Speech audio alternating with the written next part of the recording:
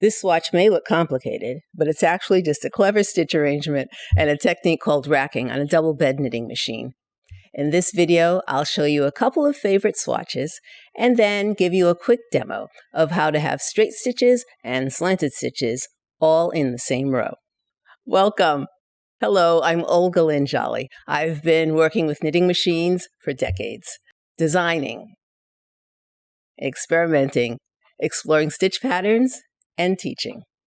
I help machine knitters learn about stitch structure so they can do their most creative work. This channel was actually started during the pandemic lockdown when I was still teaching at the Fashion Institute of Technology here in New York City. So if you hear horns honking or sirens sounding, I'm sorry, I can't help that.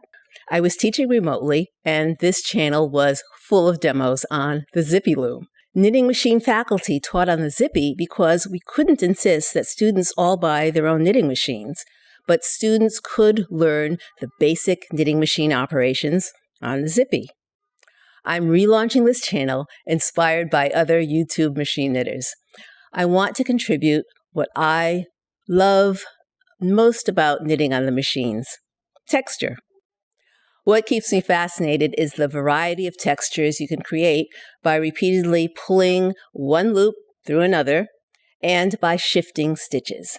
Just a handful of operations can lead to the most amazing texture. I'm showing you two intermediate level swatches today. This is what I call the mock crochet stitch. It has a really open, fancy mesh look, and people often think it's complicated, but really it's just the smart use of ribs, racking, and needle arrangement. And here's another. This one has both straight ribs and subtle zigzag ribs repeated across the swatch. This one looks simple, but the setup is a little complex. It's a variation of a stitch pattern you may have seen in the machine knitting pattern books.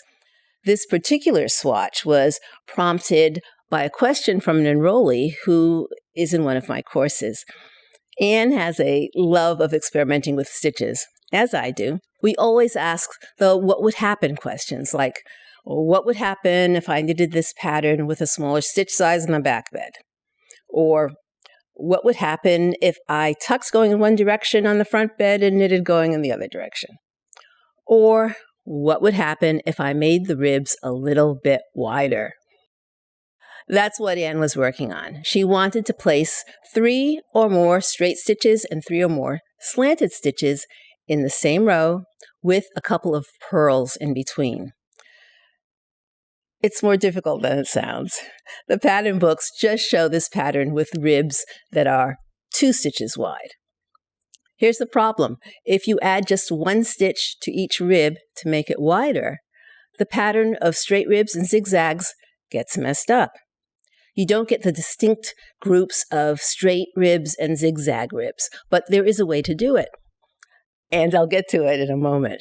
For the record, I knitted both of these swatches on the Knit-A-Raid, but here's the important part. They can be knitted on any double bed knitting machine with racking capabilities. That means you can probably knit this on your machine if your machine has 2 beds. Racking shifts one needle bed in relation to the other bed. Your machine might rack either the front bed or the back bed.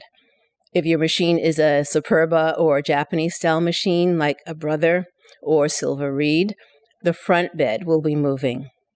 If it's a Passap, Knit-A-Raid, or Dubier, it's the rear bed that racks. I'm going to show you how to set this up on a manual machine right now. Here's the needle arrangement. The vertical lines on top represent the needles in action on the back bed, also known as the main bed on Japanese-style domestic machines. The vertical lines at the bottom represent the needles in action on the front bed, or the ribber, on Japanese-style machines. The dots represent the needles out of action. When I turn the racking handle, my back bed shifts sideways on this Passat machine.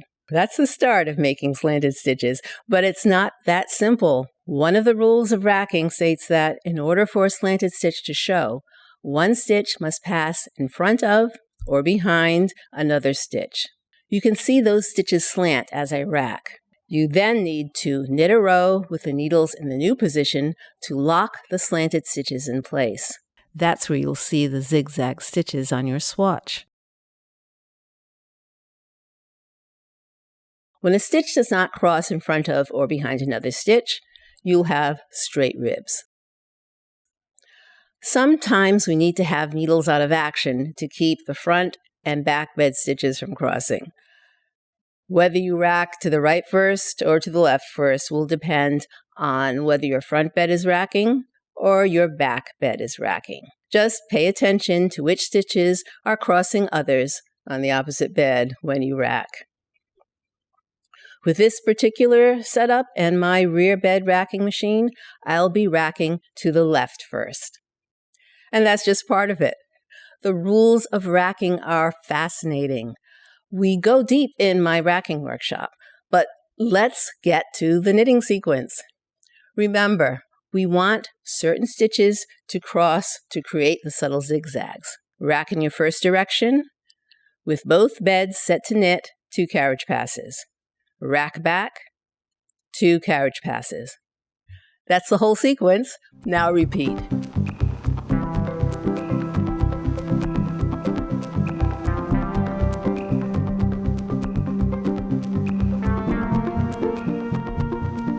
Go ahead, give it a go. Play around with the stitch size, tension, and type of fiber.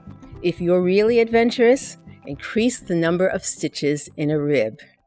If you do make wider ribs, remember to add out-of-work needles to control which stitches are doing the crossing.